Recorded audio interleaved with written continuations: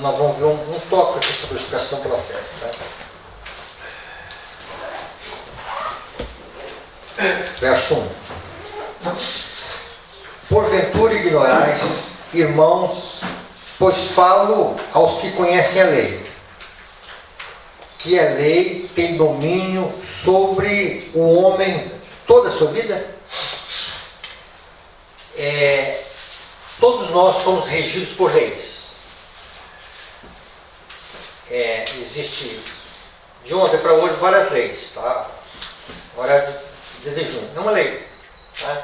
Hora de começar, são leis. Pode ser aqui a lei de Deus, mas pode ser leis também do dia a dia. Eu não posso sair daqui em direção a Monte Sião e fazer a minha lei no trânsito. Então eu estou debaixo da lei, no domínio da lei. Esse é o conceito de Paulo. Tá?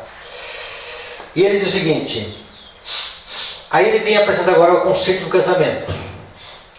Paulo não vem falar do casamento em si, mas ele usa um princípio do casamento para nós entendermos alguma coisa da justificação pela fé. Ora, a mulher casada está ligada pela lei ao marido. Bom, naquela época, como agora, tá? Uma pessoa, se ela foi lá ao cartório, tá? Ela está casada, ela está ligada pela lei do casamento ao marido. E aí vejam bem, enquanto ele vive, mas se o mesmo morrer, desobrigada ficará da lei conjugal. Então Paulo falando aqui da lei conjugal. Então se ela estiver casada, ela está ligada ao marido. Para ela ter um novo casamento, só se o primeiro marido morrer. Então tem aqui a ênfase do primeiro e do segundo marido. Tá? Ela está casada com o primeiro e para ela casar com o segundo, o primeiro tem que morrer. De sorte que será considerada adúltera se vivendo ainda o marido unir-se com outro homem. Porém, se morrer o marido, estará livre da lei conjugal e não será adúltera se contrair novas núpcias. Isso aqui é uma coisa, é uma lei que nenhum de nós tem dificuldade em compreender, certo? E até advogamos alguma coisa assim nas igrejas, no ministério. Okay?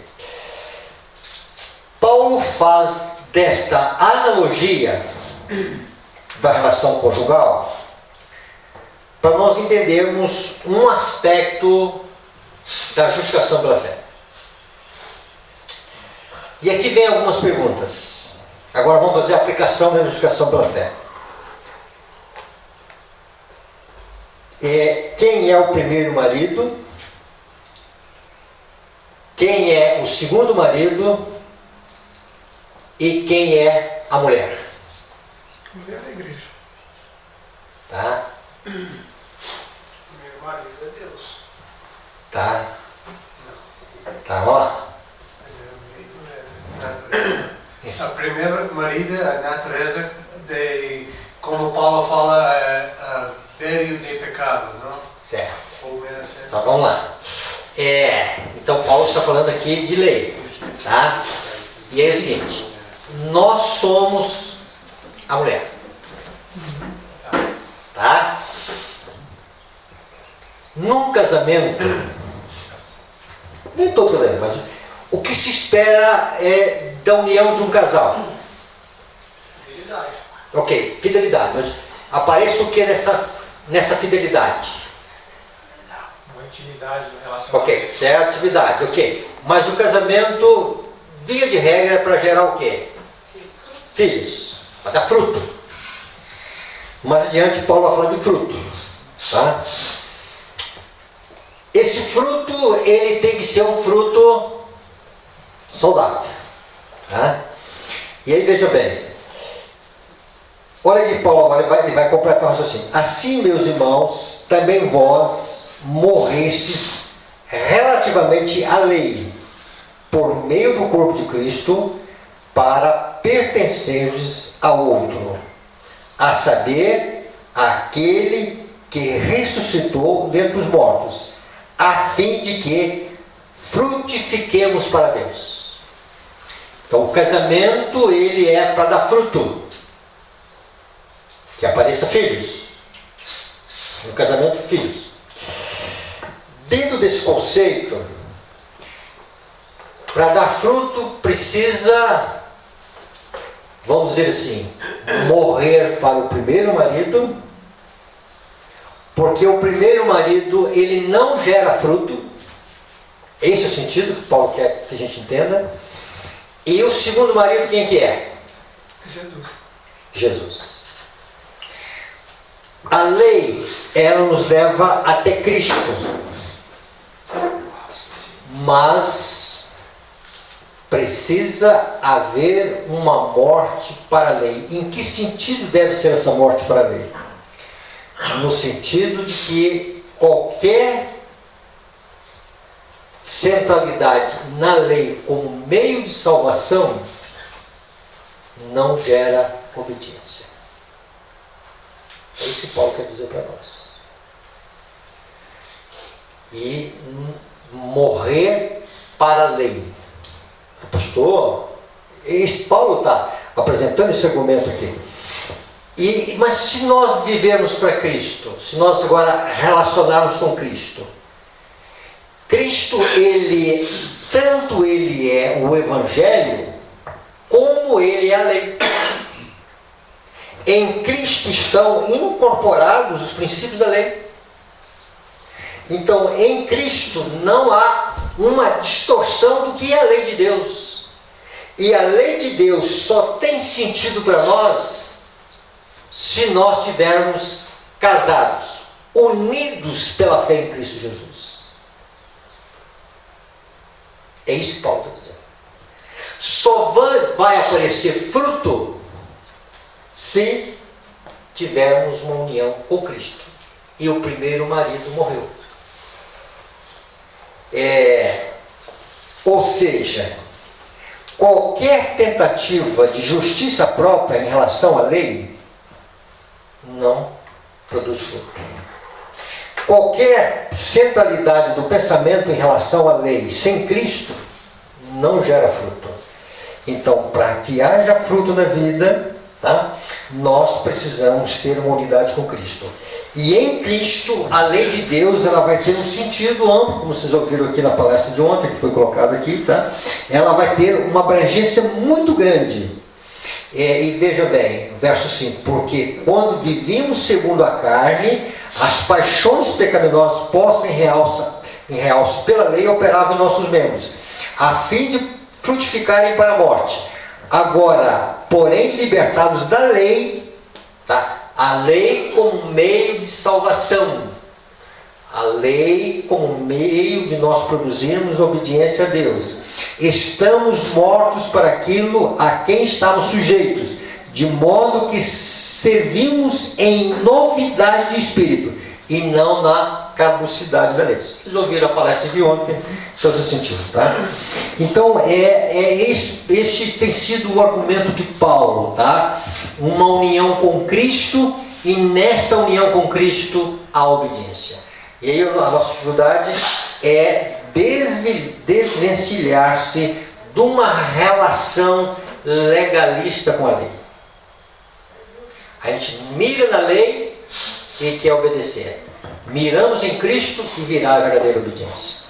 Ok? Este é o sentido que Paulo quer colocar aqui. E aí no verso 7 ele vai dizer: que diremos, pois? É a lei pecado, a Paulo? Mas então tem que dizer que morrer para a lei é pecado? Não, ele vai dizer, de modo nenhum.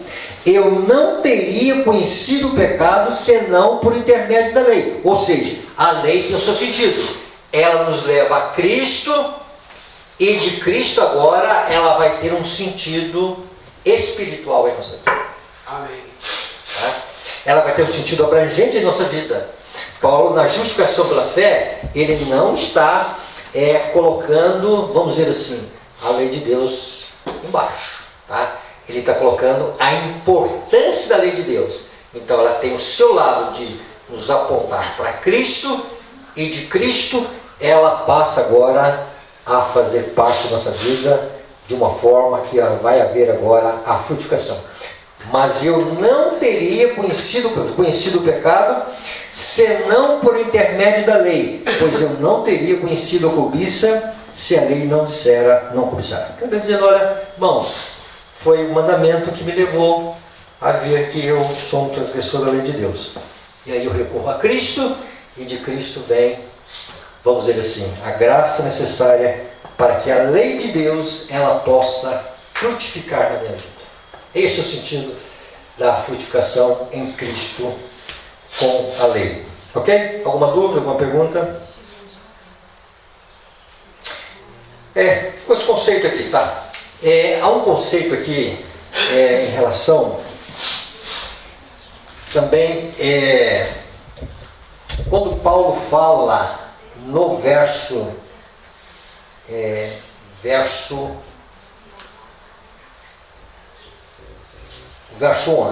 e um mandamento que me fora para a vida, verifiquei que este mesmo se me tornou para a morte.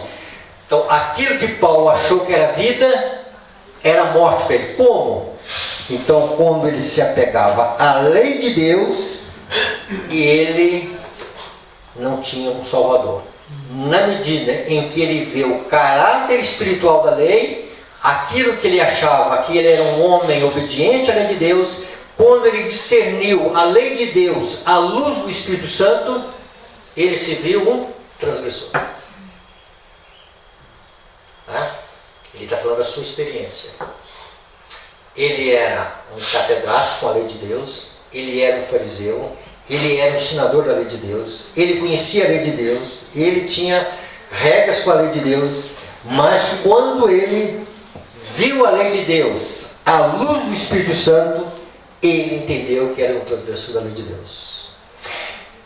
Nós só podemos ver a lei de Deus espiritual se o Espírito Santo ele age em nossa vida.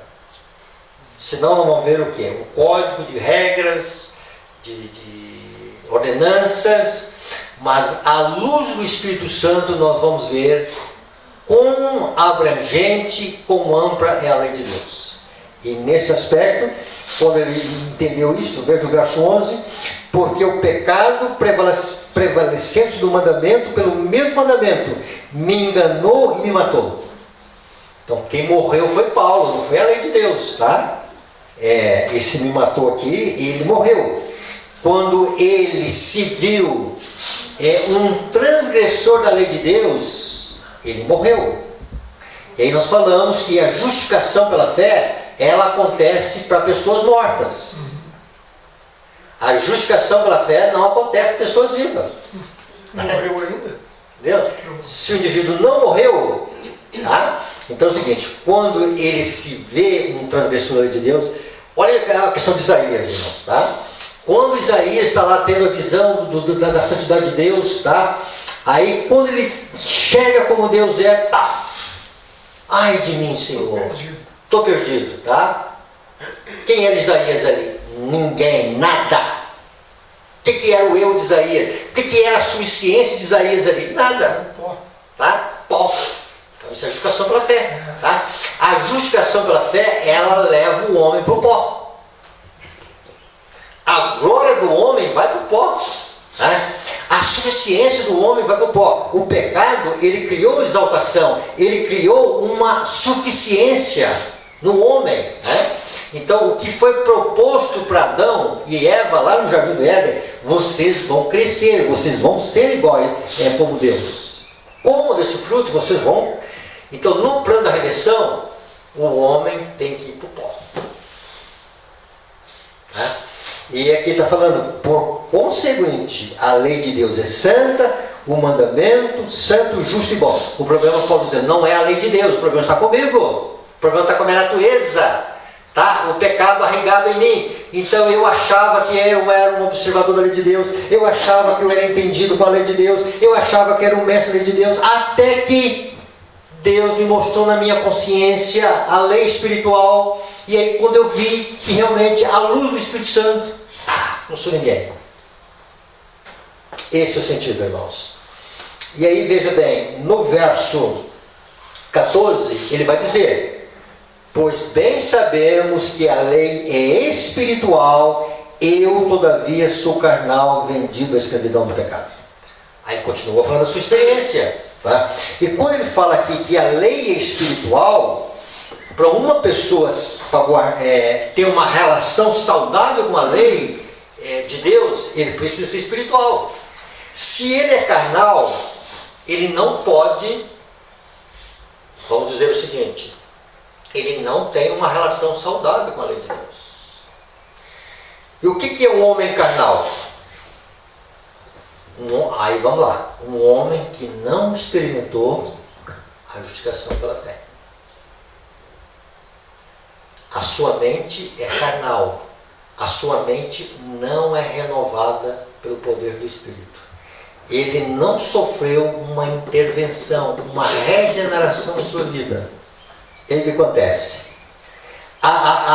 Quando a verdade de Deus chega até ele, é um homem que não é espiritual, e ela é enxertada em seu coração carnal, então a lei de Deus ela passa a ser vista de uma forma externa, de uma forma limitada, de ações externas. O jovem rico, tá?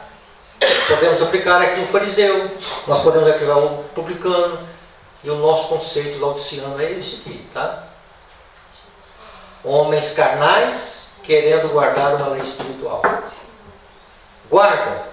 Guardam exteriormente.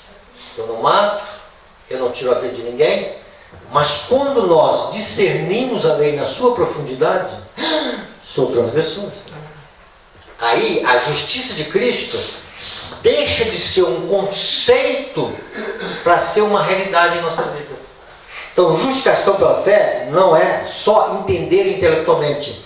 E aí tem muitas pessoas na igreja que entendem justificar a fé pela experiência de vida.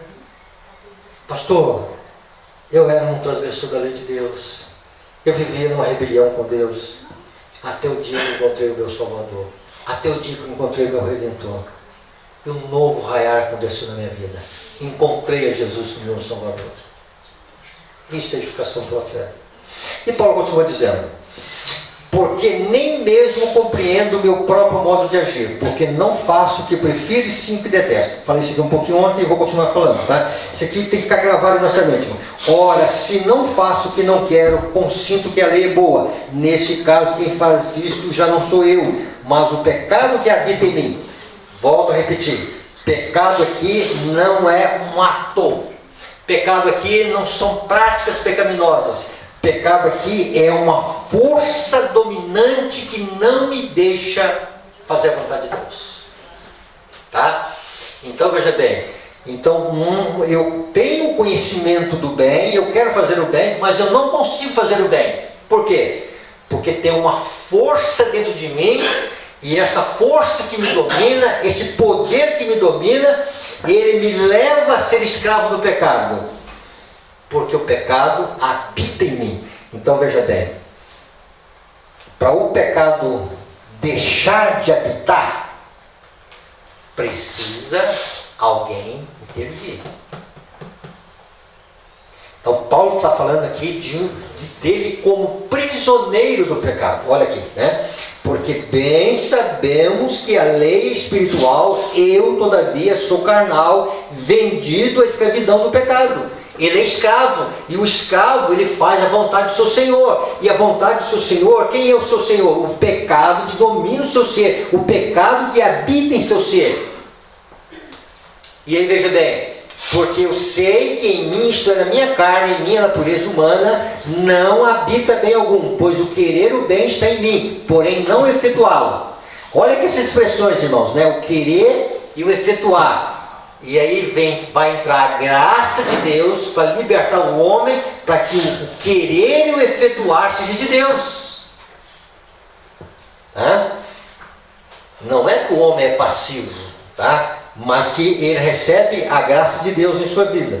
Porque não faço o bem que prefiro, mas o mal que não quero, isso eu faço. Mas se eu faço o que não quero, já não sou eu quem o faz, sim, o pecado que habita em mim. Então ele vem repetindo isso, ele vem colocando isso em outra linguagem, mas tudo é a mesma coisa. Então, olha que essa palavra então é conclusão. Ao querer fazer o bem, encontro a lei de que o mal reside em mim. Então ele fala do pecado e ele fala da lei do pecado. Tá? E essa lei do pecado, que é a força dominante que ele age e ele vive na sua vida. Então veja bem, mas vejo nos meus membros outra lei guerreando contra a lei da minha mente, me faz prisioneiro da lei do pecado que está nos meus membros. Desaventurado o homem que sou. Essa palavra desventurado aqui, ela ocorre aqui e só ocorre em Laodiceia. E não sabe miserável. É a única vez que essa palavra, duas vezes só que ocorre no Novo Testamento. Tá? Deus está esperando um grito dos laodiceanos. É o grito do miserável. Tá? É o grito do publicano, miserável homem que sou. Quando existe esse grito da alma, o Cordeiro de Deus, ele entra, irmãos. Amém. Tá? Para libertar. E aí Jesus, ele é o evangelho que liberta. E aí veja bem, o Espírito Santo me ungiu para libertar os cativos. E todo descendente de Adão e Eva se fez cativo e prisioneiro do pecado. Tá? E aí veja bem, quem me livrará do corpo dessa morte? Graças a Deus por Jesus Cristo nosso Senhor, de maneira que eu Paulo, eu Jorge, de mim mesmo, com uma mente, sou escravo da lei de Deus. Então ele diz, olha, eu sou escravo da lei de Deus, tá? Eu conheço a lei de Deus desde que eu nasci, sou fariseu, sou da tribo de Benjamim, sou descendente de judeus. E aí ele diz dizendo o seguinte, olha, mas sou escravo da lei de Deus, mas segundo a carne, da lei do pecado. E ele está dizendo, olha, essa lei do pecado é mais forte do que o desejo de fazer a vontade de Deus. Capítulo 8. Agora, pois já há nenhuma condenação. Essa palavra condenação, o oposto dela é a absolvição. E aí pode colocar a justificação, tá? Para os que estão em Cristo Jesus. Porque a lei do Espírito da vida, Espírito aqui com letra maiúsculo, Espírito Santo, em Cristo Jesus te livrou da lei do pecado e da morte. Então, veja bem, irmãos, na justificação pela fé, a libertação do poder dominante do pecado. O Espírito Santo vai lá na alma e ele liberta a alma. Sai uma alma liberta, purificada. A graça de Deus entra e quebra o poder dominante de Satanás ali no coração. Amém. É isso que é a justificação. Isso é o Evangelho de Cristo. Tá? E aí veja bem, para quê?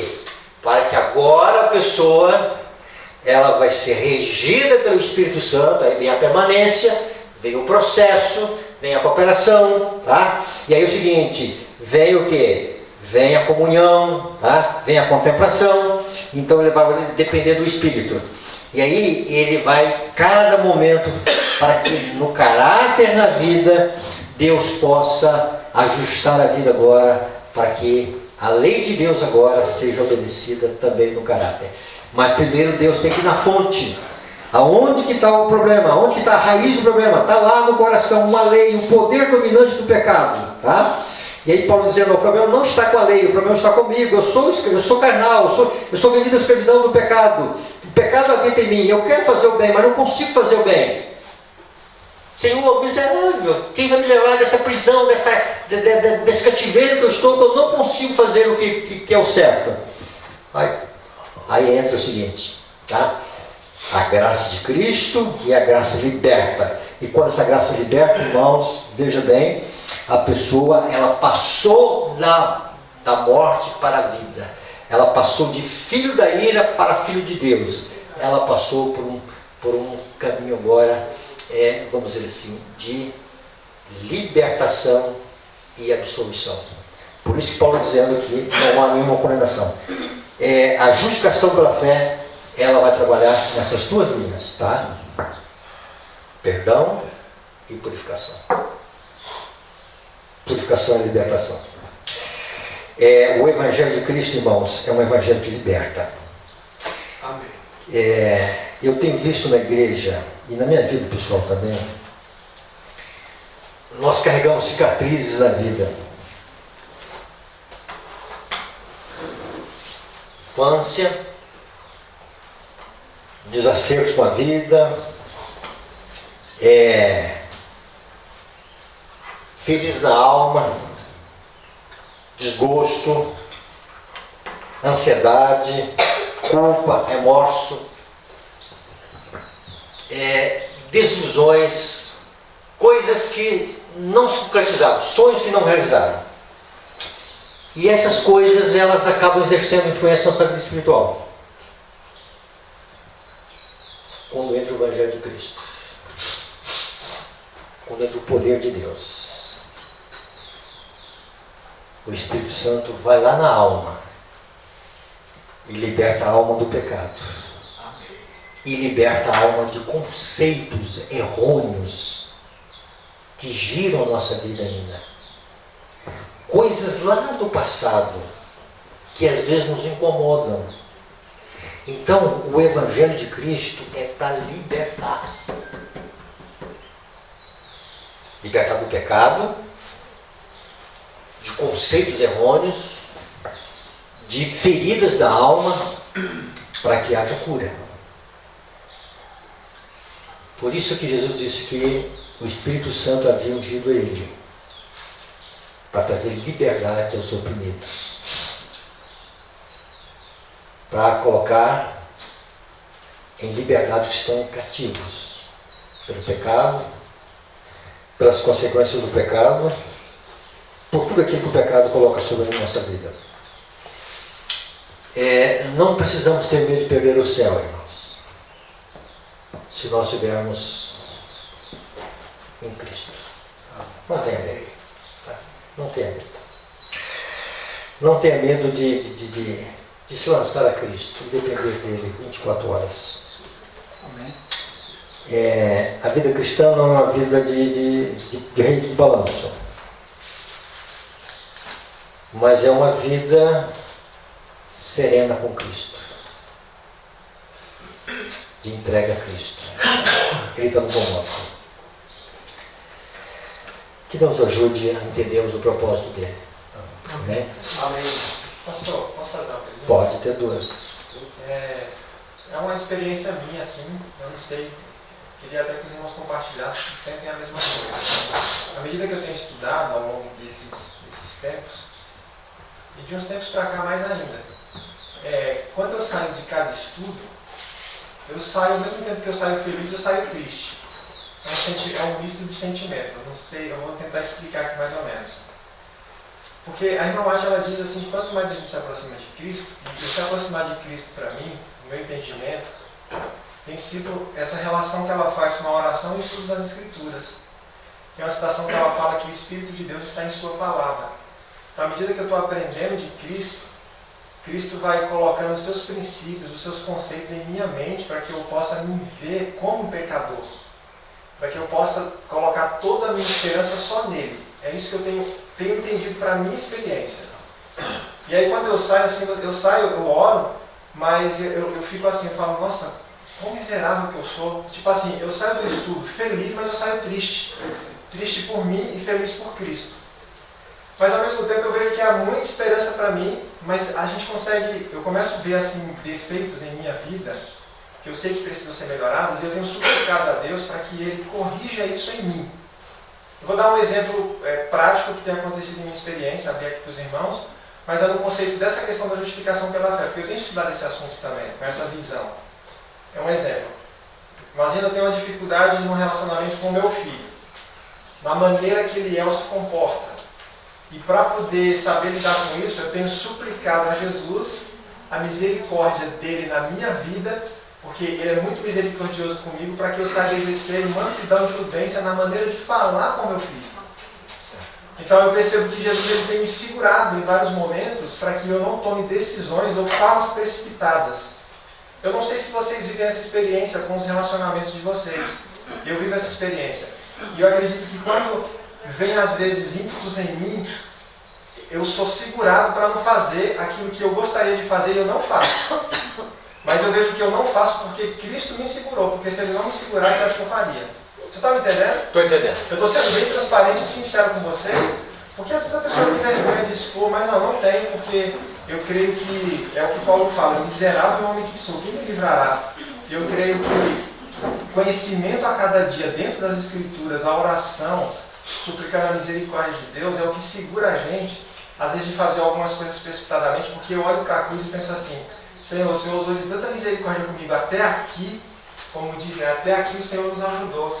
Então eu preciso usar de muita misericórdia com pessoas que eu conheço, me relaciono na igreja, que às vezes chateiam a gente algumas atitudes, mas eu fico pensando, será que essas atitudes elas não existem em mim também? Será que de repente eu quero tomar posse da espada, mas eu preciso corrigir o ímpeto que está tomando conta do meu, quer tomar conta do meu coração, às vezes uma ira, uma chateação.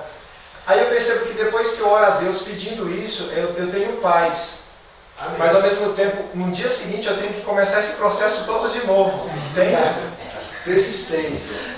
É correto. Eu não sei se o senhor está me entendendo. Estou entendendo. Então a justificação pela fé eu vejo assim, é porque desde que eu entrei na igreja e conheci a Bíblia, eu me encantei com tudo que eu comecei a estudar.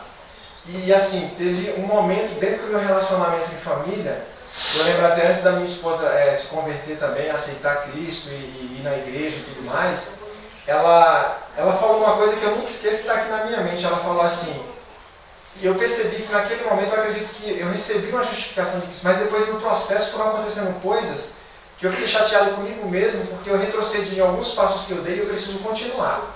É essa a minha experiência hoje. E aí a minha esposa falou assim, eu queria que o velho Adriano voltasse. Aí eu falei, não, esse homem morreu. Eu falei para ela. E aí a questão da nova criatura. Só que nesse processo, como o senhor falou, né, a gente precisa permanecer em Cristo. E permanecer requer a cooperação. É isso que eu tenho entendido aqui nas palestras, no estudo, porque para que eu permaneça em Cristo, Ele vai podar a videira, né? Nós somos os ramos, podar o que não está bom, para que dê o fruto, que é o fruto do Espírito, que a gente sabe que é amor, alegria, tal, que deve existir na vida do crente. Então todos os dias é uma luta tremenda, porque quantas vezes, às vezes eu fico até me perguntando, será que eu estou convertido? Porque às vezes me dá umas chateações com algumas coisas, e eu fico questionando a minha conversão, entende? Certo. E eu acredito que todo mundo tem essas lutas aqui, eu não tenho. Sim. Eu tenho também. Você entendeu? Mas ao mesmo tempo eu busco cada dia mais, eu falo, cara, mas quanto mais eu busco, mais eu vejo que eu estou longe. Ok. Então veja bem, nesse caminhar com Cristo, existem algumas coisas que eu tenho que pontuar aí, tá? Primeira delas,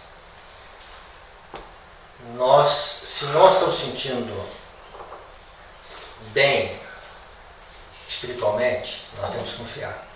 Confortáveis, né? Tá? Ela pergunta, estais em Cristo? Não. A menos que estiveres sentindo desamparados, dependentes. Tem uma outra palavrinha, não estou esquecendo. Então, quanto mais nós tivermos em Cristo, mais nós vamos nos ver nesta situação. Dependência, insuficiência e erros. Isso é natural. Ela disse que algumas vezes nós vamos chorar e vamos perguntar se somos convertidos ou não. Eu já fiz isso várias vezes. Tá? E aí nós devemos ir a Cristo. Tá? Então, à medida em que nós vamos vendo defeito, nós precisamos tirar os olhos de nós e mirar nos caras. Eu acho que esse é a questão. Eu até tenho desespero. Tá? Então é o seguinte, quando eu começo qualquer coisa, Senhor, como é que o Jorge vai entrar lá? Não é que... Não, opa, Senhor, tem misericórdia de mim. Então é o seguinte, tirar os olhos daqui De si e Cristo. e voltar para aqui. Porque quanto mais nós chegarmos perto da luz, quanto mais nós chegarmos perto da palavra, As trevas. e aí veja bem, as trevas vão se fugentar, mas nós vamos ver o seguinte, Senhor, não tem jeito de entrar no céu, Só Cristo. só Cristo. Amém. Tá? E aí é o seguinte, é dependência. Tá? Senhor, não tenho. Isso é todo. Então veja bem, estou certo, não estou aprendendo assim, tá? Eu estou aprendendo que eu preciso estar na dependência, tá? Porque sem a dependência eu não sou ninguém, tá? Então a justificação ela não pode ser um ato isolado, tá? Ela tem que ser aqui uma permanência. Então tem o ato, o marco ali dela, tá? Mas tem o quê? Tem o processo. E esse processo é o seguinte, quanto mais próximo nós vamos chegar, mais nós vamos ver o quê? Que a coisa está complicada do nosso lado. Tá? Mas é o seguinte, aí nós vamos ver o seguinte, só tem uma maneira de eu chegar ao céu. Eu tenho que me agarrar a Cristo. Não tem outra maneira. Tá? Senhor, tem misericórdia. Senhor, tem misericórdia. Me ajude aqui, tá? Aí vem o quê? Ah, mas agora é o seguinte, né? Aí aquilo que era, vamos dizer assim, uma dificuldade, ó Senhor, o Senhor me deu graça. E eu vou assim, Senhor, tem misericórdia, me ajude para que isso não aconteça na minha vida mais, tá? E a gente vai começando a ter uma relação com a lei de Deus. Então, quando se falou assim, de relacionamento de um pai e filho, a lei de Deus está aí, tá? E aí é o seguinte, aí o Espírito Santo vai dando uma diretriz para nós, como é que a gente lida com isso, tá?